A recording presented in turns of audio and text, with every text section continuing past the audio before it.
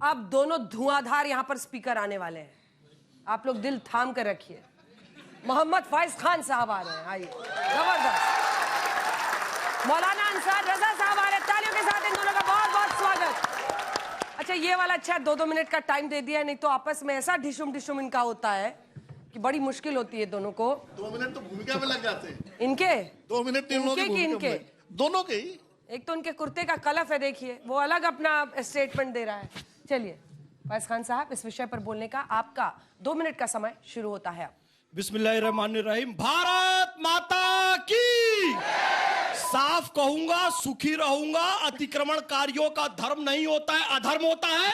और उसी अधार्मिक विचारधारा ने हमारे देश पर अतिक्रमण करके पाकिस्तान बना लिया, अतिक्रमण करके बांग्लादेश बना लिया, अतिक्रमण करके कश्मीर के एक बड़े हिस्से को हमसे छीन लिया, अतिक्रमण करके मुर्शिदाबाद में हमला करके लगभग मुर्शिदाबाद को खत्म कर दिया। और उसी विचारधारा ने बंगाल में अतिक्रमण किया, रोहिंग्या आए, बांग्लादेशी आए और अतिक्रमण कर करके हमारे देश को 83,000 वर्ग किलोमीटर से 33 लाख वर्ग किलोमीटर तक समेट दिया। यह अतिक्रमण वाली एक विशेष विचारधारा आप देखेंगे, इसके पीछे जो राजनीतिक विचारधारा है वो कश्मीर में हुर्रियत दिखाई देती है, बरेली में तौकीर रजा दिखाई देता है, संभल में जियाउर रहमान बर्क दिखाई देते हैं और दिल्ली में मोहिबुल्लाह नदवी दिखाई देते हैं। और इस अतिक्रमण वाली विचारधारा को समाजवादी पार्टी, आम आदमी पार्टी और इस तरह कांग्रेस पार्टी, इस तरह की पार्टियां समर्थन देती है। मैं कहना चाहूंगा ये अतिक्रमण वाले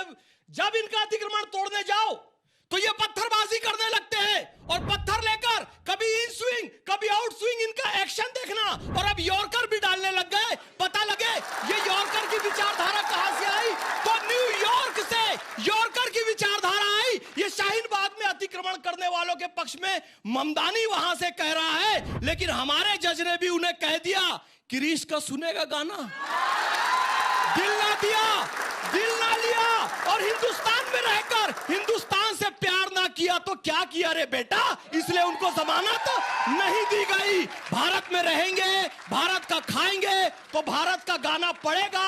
रोहिंग्या बांग्लादेशियों को बसाओगे, ईना चोलबे दीदी, ये विचारधारा नहीं चलेगी भारत। और अब ये अच्छी बात, समय समाप्त। जबरदस्त। कितना हिस्सा रह गया? पानी पी लो। 1 मिनट तो देंगे। आपको इतना क्यों मतलब अखड़ते हैं वो? सुनिए, इतनी मोहब्बत ना कीजिए, माइक उठाइए और विषय पर बोलिए। देखिए, मैं बस एक लाइन कहना चाहूंगा, अभी मैं खूब जीऊंगा और देशद्रोहियों का खून पीऊंगा।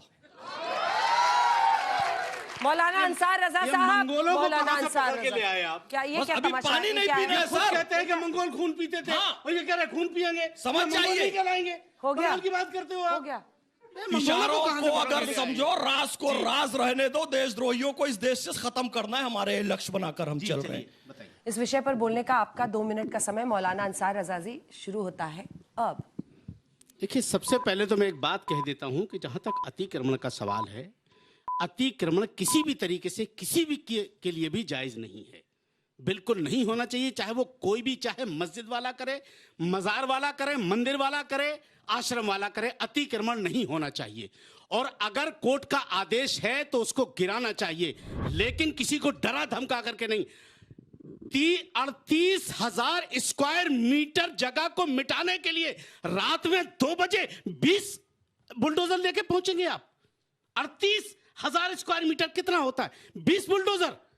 मतलब इतना खौफ पैदा करना चाह रहे हैं, हम डर के मारे मुल्क छोड़ के भाग जाए। अभी जैसे हमारे एक भैया आए थे, ये कह रहे थे हम मुल्क छोड़ के नहीं। अरे भाई, कौन आपसे कह रहा आप मुल्क, क्या आपको पढ़ा दिया इस दुनिया ने?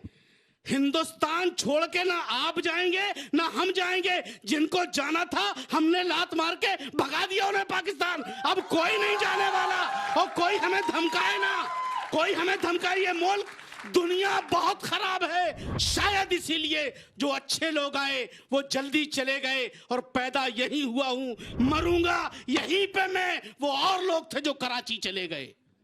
मैं इन जैसे लोगों से कहना चाहता हूं कि मौसम बदलता देख के बस्ती की बकरियां, मौसम बदलता देख के बस्ती की बकरियां गजलें सुना रही हैं कसाई की शान में। ये हो रहा है। अभी अगर इनका पाला बदल दिया जाए ना तो सारी देशभक्ति अभी निकल आएगी। हम जैसे हिंदुस्तान के जो मुसलमान हैं उनसे कोई देशभक्ति का सबूत मांगेगा? जिनके उलमा ने 90 लाख गर्दनें कटाई इस भारत के लिए, उन्हें आप निकालने की बात करते हो? चांदनी चौक से लेके लाहौर के कौन सा पेड़ ऐसा बाकी था जिसमें किसी मौलवी की लाश न लटक रही हो? इस भारत को बचाने के लिए हमें कोई गद्दार कहेगा? जो अतिक्रमण करे उसे सजा दो, बिल्कुल देना चाहिए। और मस्जिद वालों कुछ भी हो। जबरदस्त भाई, मैंने कहा था ना आपको, धुआंधार दोनों बल्लेबाज।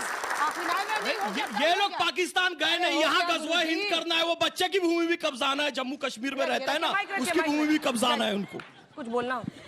फैज साहब, आपने कहा है कि अतिक्रमण एक पार्टिकुलर धर्म वाले करते हैं, ये आपने गलत कहा है। अतिक्रमण जो है सभी में है, हिंदुओं में भी है, सिखों में भी है, ईसाइयों में भी है, सब में है। ये आपकी जो है स्टेटमेंट बिल्कुल गलत थी कि एक पार्टिकुलर धर्म वाले जो है अतिक्रमण करते हैं।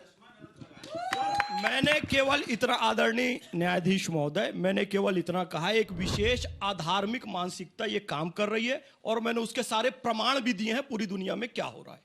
मौलाना अंसार रजा साहब, आपसे मेरा एक दरखास्त है। आपने बड़ा जोरदार भाषण दिया। जब हाई कोर्ट ने आदेश दे दिया अब पुलिस 20 बुलडोजर लेके जाए या 2 लेके जाए तो पुलिस को तय करना है, क्योंकि उसको कार्रवाई ये हम आप थोड़ी कैसे तय करेंगे कितने बुलडोजर लेके जाए।